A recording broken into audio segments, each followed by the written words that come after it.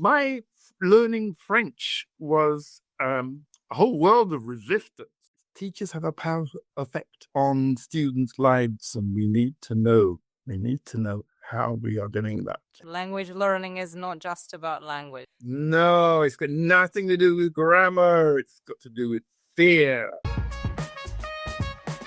Hi, Tomas. Hi, Martin. Hi, Anka. So, welcome all of you. How are you guys today? Martin, you're in Sweden. What's the weather like in Sweden? Beautiful. Blue skies, fluffy white clouds, and it threatens to rain later today. So you've timed this incredibly well. I've just come back from Lund, been there with my son, looking after my daughter's cat. And tomorrow, my other daughter's coming here. So we start another holiday.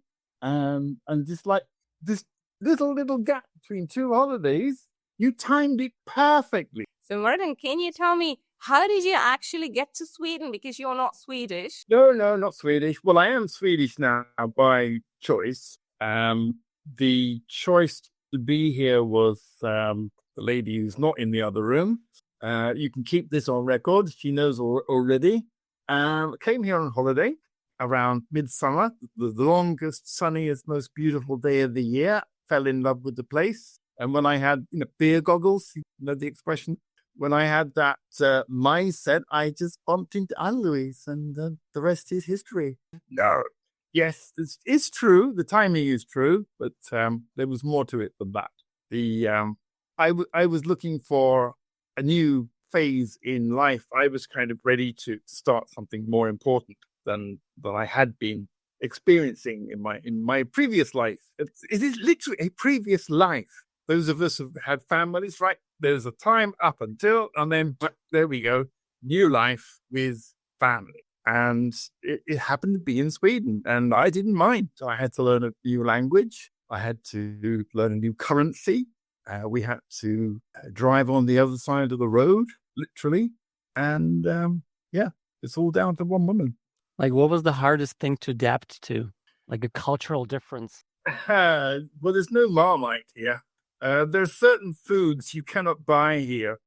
And I get hard as in the sense of unexpected.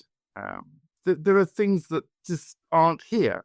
And you miss things from home that you didn't know you would miss. Things you take for granted that are just not there anymore. And that also applies to things you took for granted, but you perhaps now realize were not very good. Parenting methods in the UK were quite cruel, and I'd grown up with them and thought they were normal, and I brought them over here, and no, we don't do that here. Okay, right.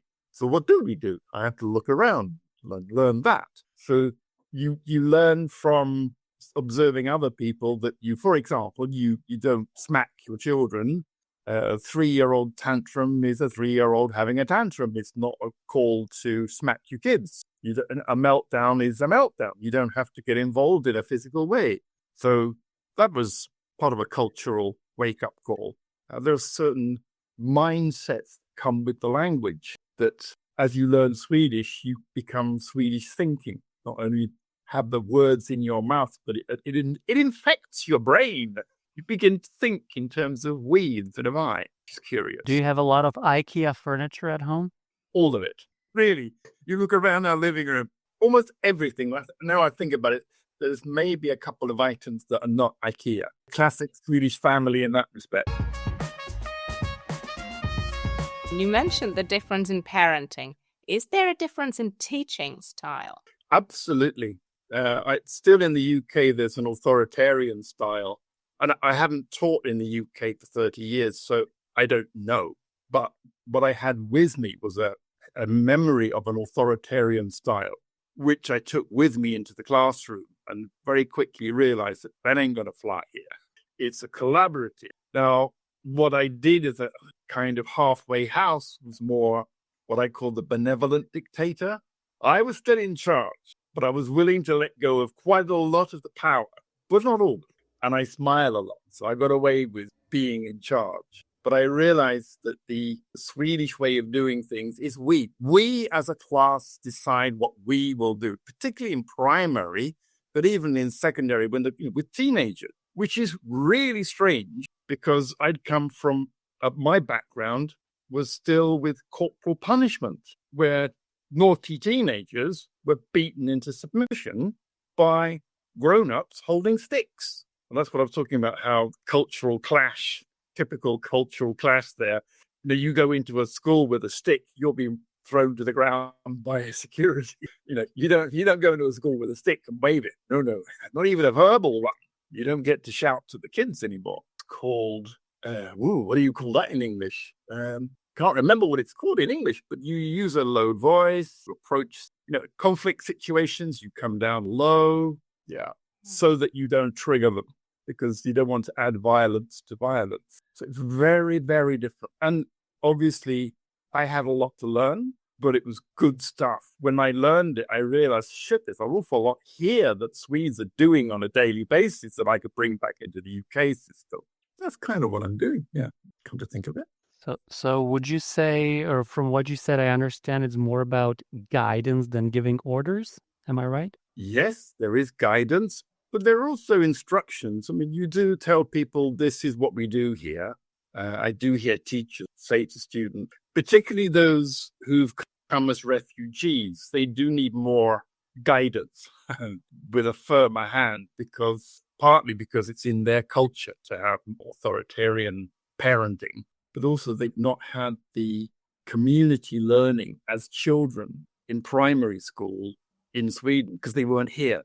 So they don't have that foundation. So they've grown up on a different set of rules. So when they come into college in maybe the last 2 or 3 years of school here as refugees, they're entitled to an education, but they've got a different rule book.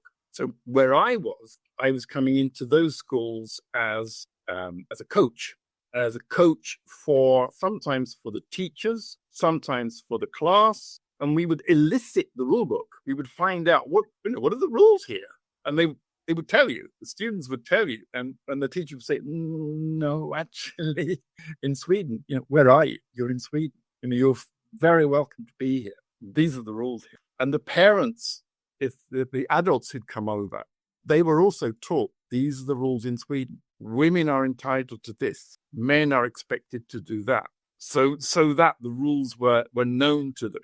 A bit of a shock for them, and as it was for me, to come to a country that had different rules. It's not simply that they didn't have Marmite, that they had a foreign language and drove on the wrong side of the road. They had a different way of doing things. And I wasn't an immigrant. I was a visitor for the first couple of years. And then I joined the team. But they'd run away from a war. So it's sort of by choice that they'd come to Sweden. They could have gone to another European country, but they didn't know what they were coming to. That was certain. They'd not read the rule book before they arrived. So for many of the children in school, and they are children because they're still like 16, 17, they didn't know how to play being at school, being with a female teacher. Often they were the ones who were having difficulty controlling them because they have no females leaders to look up to. So they were completely disrespecting the women because they were women, and you don't respect women. In this country, you do. So there was a lot for them to learn as they were learning the language, as they were learning whatever the subject was. So there was a massive weight on their shoulders. And I was there to help them see what the weight was and to navigate their way through it, which is the essence of many of my stories and in the books. Maybe, Jane, you're nodding like you've read some of them. Yeah. It's all about helping students become aware of choice rather than being, you came here, learn the rules, get on with it, which is what a lot of the adults was getting quite desperate. Come on, guys, you've got 6 weeks left to the exam. Yeah, that's not going to help. Let's take a softly approach here, folks. So it's basically about that pull versus push energy. Absolutely. Yeah, push never worked because they've been pushed out of their own country. They're scared and they shut down. So let's do something different. And pulling, reaching to their heart, pulling, showing them that they were welcome, not telling them they're welcome, showing them that they were welcome, showing them what the future looks like, or letting them hear what it looks like or sounds like, depending on how they were wired up. And basically coaching, doing one-to-one coaching in the classroom and it being a very spontaneous event in the midst of a presentation or a lesson or a talk about whatever. I appeared in the classroom under a variety of pretexts. My assignment was whatever the teacher said it was. But from my point of view, it was get me in the room and I'll coach them. And then whatever needs to happen will happen. So this is later in my teaching career. So I'm not in a classroom to teach a particular subject. So I'm freed from syllabus, timetables, topic, subject, even from the confines of time. So we managed to make time stand still. Very often it felt like we'd been there a whole day. We'd only been there 45 minutes. It's quite astonishing what you can do with a coaching approach in a coaching session. You can make time stand still because it just feels so authentic. These conversations are what they're longing for. They don't want to know about verbs and prepositions. Thank you very much. They want to know that they've got a future to live. And when they see that, when they connect with who they are becoming, they light up like beacons, and the whole room just comes alight. And then I just fade away. I've gone from the room. Can you share a memorable story? Sure. How many? How many would you like? Because there's quite a few in here. We got like about 40 minutes left. Okay. So like something that was maybe shocking to you or surprising or a memorable transformation of a student or a teacher. Yeah. I'd like to start with the teacher. He came over and patted me on the shoulder. And I'm going to call him Max. I called him Max in a book. That's not his real name. He's been a teacher for quite some time, and he knows what he's doing, right? He really knows what he's doing. He's a really good teacher. Everybody loves him. And he's one of those benevolent dictators. He knows his subject inside out, backwards and forwards, like he has been doing it for years, right? And his students come into the room, sit down, open their books at the right page, and they look at him with love. And he looks back at them with love. And he just talks and he illustrates with stories the contents of the book. And nothing happens. The students leave the room and I'm thinking, what's wrong with this? Oh, my role, by the way, is to sit at the back of the room and observe the lesson. And I think there's something wrong with this. And Max is puffing himself up because I'm fairly sure that he's just given me the perfect lesson. And I asked him in the feedback afterwards what he thought of the lesson. He was pretty sure that this was one of the best lessons he'd ever had. So I asked him how sure he is that they've learned something. Looks a bit surprised. What? Well, yeah, there'll be a test next week. I said, well, how would you know now? He'd never thought that question before because the lesson went really well. I seem to have wrong-footed him. He's confused about where's this question coming from? Why am I doubting him? The lesson was fine. No, I just wondered, how much they learned from your lessons. How would you find out? So he decides that he's going to find out next time by asking them some questions at the end. As well, would it be better if you asked them or if I asked them or if we find a neutral way of asking them? Oh, well, that's a leading question. You want me to ask in a neutral way. I said, okay, ask in a neutral way. He's already quite defensive by this because I'm challenging his idea of being a good teacher. I'm trying to do it gently because I know I'm challenging many, many years of established identity. And he is a good teacher. And I know the students are getting good results. But I suspect it's not coming from his lesson because during the lesson, they didn't do anything. They just sat with their mouths open like little diggy birds and took what he gave them. So he does something called a slip test. You take a piece of paper and you write a question on it, copy it, and the question has factual content about the lesson. Did Napoleon wear a pink hat or whatever the question was? And it has to be based on the lesson. So he must be prepared. So the questions are based on the lesson. And if a yes, no, I think he asked 5 questions. And he hands the questions out at the end of the lesson, and then he collects them all in as they leave, and then he marks them immediately. It's like kind of yes, no. And at the end of marking this, he's in shock because it is lower than if they'd guessed. The results are lower than if they just guessed the answers random. So he's standing there like he's had a cold shower. I asked, well, what's happening now? He said, this is horrible. This is horrible. This is the worst, best thing that's ever happened. I thought they were learning from my lessons, and they don't. When you find out something like this, you can do something about it. He would never have found out this information if no one had asked him. And nobody was going to ask him because students were doing fine. So I asked him another question about, well, how come the students get such good results? It turns out that the students go home and swat. They read the book again. They study for the test because they love him. He builds, and they talk about student-teacher relationship. They love him. They are dedicated to studying to get good results for him. But during the lesson, they don't learn anything. So I said, well, with this information, how would you... I have no idea how I would rearrange my lesson. But for the next 15 years, I'm going to find out. Did he? What I do know about this gentleman is that after he finished working with me, he went to the head teacher and said, I'd like to retrain as a coach. The head teacher that I'd already had the conversation because they employed me as a coach to go and coach and multiple teachers at that school said, oh, good. But there was a catch. He had to stay at the school for 3 years because obviously if he's going to become a coach, he's going to want to be a coach, work as a coach, probably elsewhere. So they pinned him down. Like, okay, so we're going to pay for you to become a coach, but you stay with us, work with us for 3 years because you're going to become so good. We want to have the benefit of you being both an experienced teacher and a coach. How his teaching evolved, I don't know. And again, I'm not allowed to go and ask. It's one of those conditions of me working there. Is I go in, I come out, and that's it. I don't go back. I do know that he applied for his ACC, the foundational coaching certificate.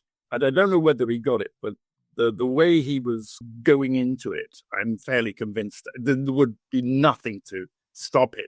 I mean, he's an intelligent person who's just realized, shit, I could be an even better teacher. He was good, but he just realized there was a level of complacency that he put over here that was limiting him as a teacher. I know you're a coach, so you're not supposed to give advice. Well, you can give advice in a sneaky way, but generally you elicit the advice. I mean, 99 times out of 100, the advice will come from the client anyway. So you shouldn't need to really.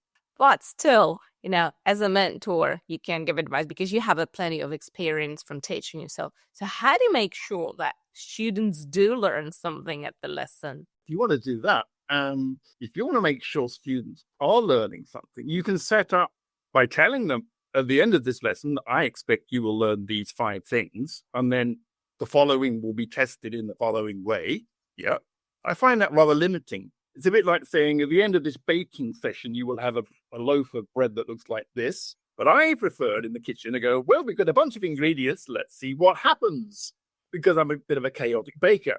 Ask my wife. It depends how you see baking. And I'm doing a parallel between baking and teaching. I prefer to bake until I've got something that no one's ever made before. She prefers to bake until, my wife prefers to bake until it looks like it does in the book. Or the one that she's had before. Different goals, okay? Now, my goals mean we end up with things that no one's ever made before. Now, the other week, my daughter and I made upside-down baked beans on toast, called baked beans under toast. Apparently, no one's made it before. I mean, it's simple. You just put the baked beans down, or you put the toast on top and put it in the oven. Bingo. Why we did it like that was simply we were too lazy to do it the other way. So some teachers are going to predict the outcome, test for the predicted outcome. Whereas I prefer to create an environment where there's paper and scissors and glue and stuff and say, go for it. Let's see what happens. And at the end of the lesson, have a discussion around what did we experience? How did we collaborate today? And how did we enjoy our time together? And for that outcome to be discussed by the people in the room, and you'll find there's tons of learning that you never thought about. Okay, I've been around a while, so maybe I've thought about some of it, that you would not perhaps have put on a learning objectives, lesson objectives list at the beginning of the lesson. And certainly had you put them all there, you wouldn't have achieved them all. You wouldn't have wanted to spend all day testing if you put them all on there and deliberately tested for them at the end. So a mixture of the two, depending on the students you've got in the room. And sometimes you're in an environment where one type of outcome or one type of design is preferred. And as a teacher who prefers a little bit of organized chaos, disorganized chaos or deliberate chaos, you can tell that, a very organized environment would not suit very well. So, asking the students, what did you learn today? Or what did you experience today that's valuable? An open-ended question gives me the kind of feedback that I prefer to have. In fact, I spent 10 years doing this, giving talks. They all had the same name.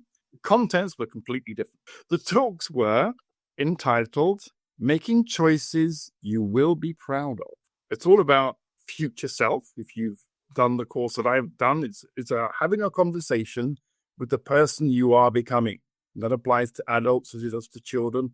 I've done it as young as 14. To have a 14-year-old talking with their future self. Now, you cannot have a list of specific outcomes, right? You will by the end of this lesson. No.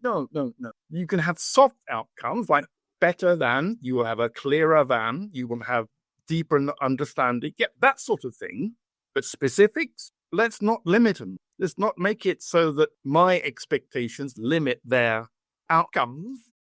To have the students dream in real time whilst awake in front of their peers, not in an exaggerated way, but in a semi-trance-like way, which comes from the coaching bubble, that bubble of trust that you can create. And to have one of them model it for everybody else, and for them perhaps to talk about the kind of job that they would like to have, and then go on to say the kind of studies they would need to have to get there, and the life that they would need to lead in order to get through university, if that's where they're going, and the practical studies that they would need to do to get to become, and then the final examination or the test or the whatever it is, the graduation day, to have them in front of their class, stand there with their eyes closed and see. Isn't that wonderful? Close your eyes and see yourself on that stage. Reach out when you're ready to receive your degree. Have a 16-year-old reach out, and maybe they've not come from a family who's ever received a degree, to reach out. Who could have written that in advance? Who could have known I will make sure this student receives? No, you can't know that. Clearer idea? Maybe. For them to reach out and touch that degree in their mind and bring it to them and hold it for a moment, knowing that they perhaps are the first person in their family to even have dreamt of holding a degree or whatever it is that they've named as their dream. To have that actually happen in the classroom for real, not as a show-off thing, because I get them out of the way quickly. We give the show-offs a haircut, metaphorically, and for the teachers to observe that happening. The teachers are involved. They're involved in this much. You can see me. They're involved in a 3-year cycle of welcome 16-year-old, bye-bye 19-year-old, in this lifetime of achievements. And in an hour, a coach can take them right through family, travel to the moon, if that's their dream, whatever it might be. And then all the way back to, what does it mean for you here and now? Let me finish by telling you a story about a refugee. Now, he's come to this country because his parents pushed him to. It's a way of saving their family. His country's at war. His parents are stuck in a war. The parents say, go, go, go. Run from this war. Have a life. Run to Sweden. Run to safety. Run to Sweden. He ends up in Sweden. And they say, come, welcome. We do in Sweden, welcome. They get him into college. He has to learn Swedish, which is not that easy.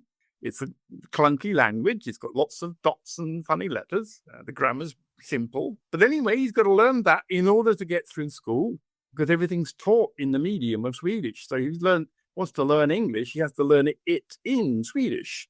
But his English is actually better than the teacher's English. But let's ignore that for a moment. He then has to learn mathematics. And his mathematics is 2 years ahead of the mathematics he's learning in school. But let's ignore that for a moment. So he's struggling with identity in school. He knows he has to get Swedish. It's a bug in the system. They can't just say, oh, it's okay for you, because then it'll be okay for all Swedes. And remember, we have a we thinking. It's the same for everybody. So he has to learn Swedish. And even to get the lowest level, he's got to get a certain speed up. He hasn't got his speed up and time is running out. Unfortunately, the whole class is like this, some 30 students. But he's the most vocal. He's physically the biggest, bigger than I am. I'm not big. You and I, we've never met, but I'm not a tall guy. I'm not big across the chest. He is, all right? And he's got a beginning of a beard, more than Thomas has got. And he's taller than me. I mean, I can, if I stood next to him, you wonder where I'd gone. He's that big. But at the moment, he is scared, frustrated, angry, because he wants to do big things in the world, and he can't. He's crippled by the language. This is rather appropriate, I realize, for language trainers. This is the importance of language training. So his language teachers invite me to give a talk. Remember, it's about making choices to be proud of. I'm kind of known in the area for doing this. I go to the school and they say, we don't know what you can do. There are 5 teachers involved. We don't know what you can do, but please just, the class is yours. I engage with the class. I pick up the mood. It's quite dour, moody, and I'm looking for a way in. And he stands out as the guy representing the whole room. So I ask for a volunteer to come up, as I always do, and I pick the one who's most likely to give value to everybody. So not a fool, the leader, the authentic leader. He comes up. I know I got my work cut out because I had no idea what I'm going to do. I completely blank, which is a great place to coach. And going back to your push-pull, I know I can't push him, but foolishly, I try. I ask, where do you think you will be 5 years from now? Brick wall. I don't know. Okay, where do we go from here?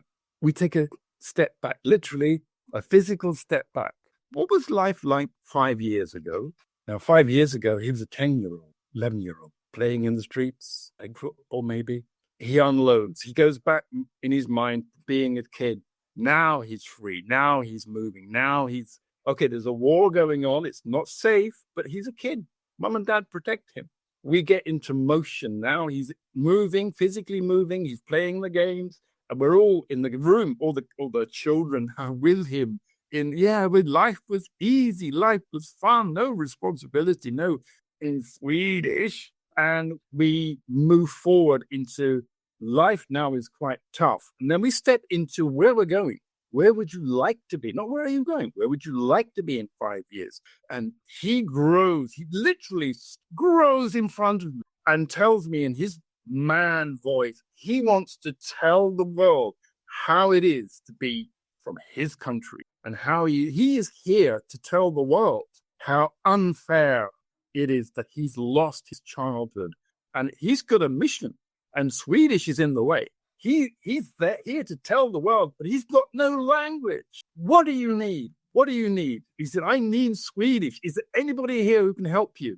He turns to his Swedish teacher and said, yes. I said, what are you asking for? He looks at his teacher and said, teach me Swedish. And she's crying her eyes out. Of course I will. They just come over for a hug. And suddenly everything's rather easy because now we can teach in Swedish. So I just slide out of the room. I went to the side of the room, and now the Swedish teachers are saying, what the hell just happened? Now they all want to learn Swedish. From brick wall to we want to learn Swedish because we're all here for a reason. So they're all, I give them a talk, share with your partner your reason for being here, share with your teacher. We made 5 small groups with the teachers. Share with your teacher, why are you here? What can they do to help you? And then, boom, out come the worksheets. Bloody hell, it was that easy. Why didn't we do this 6 months ago? And this reminds me of that story of you learning French. Can you tell us something about that? What your language journey was like? My language journey was not as good as that one. My learning French was a whole world of resistance because I saw no reason to learn French. This is England. We don't speak French here. Unfortunately, my brother has the same attitude. The teacher of French was my form teacher. which means I met him every day in the morning. Good morning, take the register. How are you? Fine, thank you. And suddenly he would speak French to me, and he wouldn't speak to me in English anymore. And he would have this really crazy French accent, and I wouldn't hate him for it. And he would elicit, he'd be pulling these words out of me, and I would stonewall, and I'm very good at it. And I couldn't work out for the life of me where my creativity to block came from. A fear, of course. And my friends all around, where did they get the ability to speak French from? They were my mates in the morning, and now suddenly they're all speaking French out of nowhere. So I completely resonate with people who have difficulty putting those first words out because of everything that it means around sounding like a chump, becoming somebody else, and the relationship between you and the other person who used to be your best friend or your teacher in another language suddenly becomes somebody else, and they changed the game on you, and you didn't agree. I never went into, yes, I'll learn French. It was forced upon me. I was told it'll be good for you. I still don't agree. For me, I needed a practical reason. When did I learn to speak French? I don't think I've ever learned to speak French, but I learned to speak Swedish pretty quickly. Now, coming over to Sweden on holiday, I realized they spoke Swedish, but they actually speak English quite well.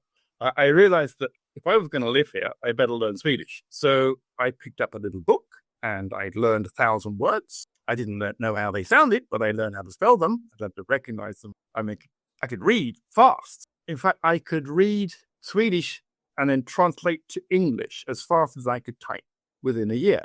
I would do translations from sight because Swedish is not that hard. The language is tiny, but making the right sounds didn't happen until I was hungry. And then my friends told me what a pear sounded like in Swedish, and it's päron. And it's a pear on. Pear on. It wasn't until I got past the joke that I realized I would need to go and say pear on, and I got a pear, and okay, it clicked. I made it fun. Why didn't the French teacher say, well, a pear is called, I still don't know what a pear is called in French.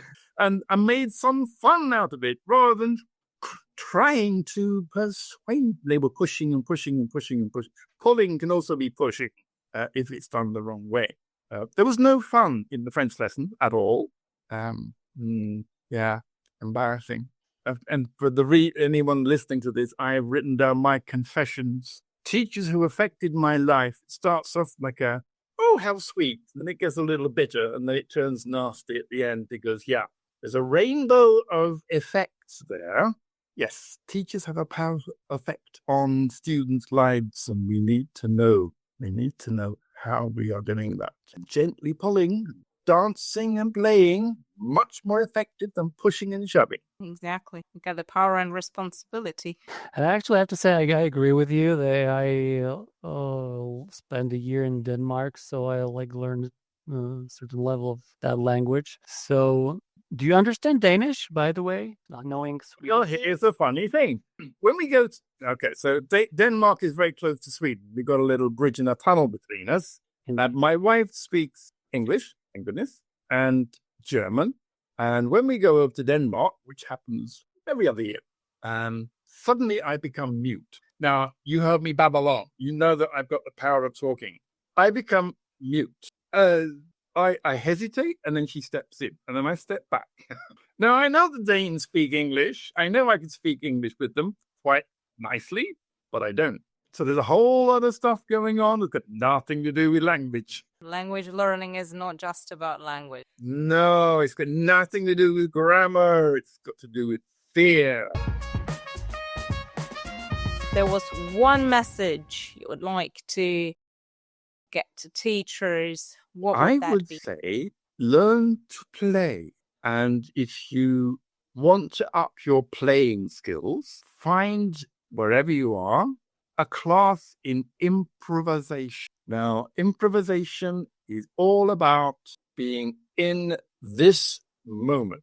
You will find in amongst the theatre and drama world, you need to be in this moment. Not learn your lines, that comes later. You need to be connected to your players, your co-players on the stage in this moment. That will serve you enormously when you're standing in front of a group of students, whatever age they might be, because all of us live in this moment. And when it's somewhere to play, and it's huge, and it's a place where mistakes are learning opportunities, play opportunities, everything becomes possible. Wonderful.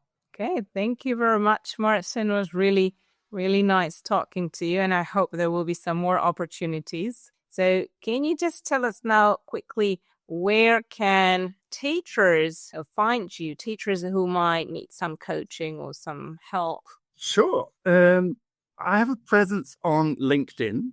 There are lots of Martin Richardses out there, but Coach Martin Richards is the only one. That's me. I'm the only Martin Richards in Sweden. My children are the only Richardses in Sweden as well, which is kind of cute. You will also find there are groups with the names Teachers Who Coach that I have formed together with teachers and coaches and teachers who coach for the purpose of cross-pollination between the two disciplines. Actually, they're not so far away from each other. I rather describe them as the two hands on the body, and together we can make a lot of them. Okay, thank you very much, and hope to talk someday again. Thank you, Martin. Bye-bye.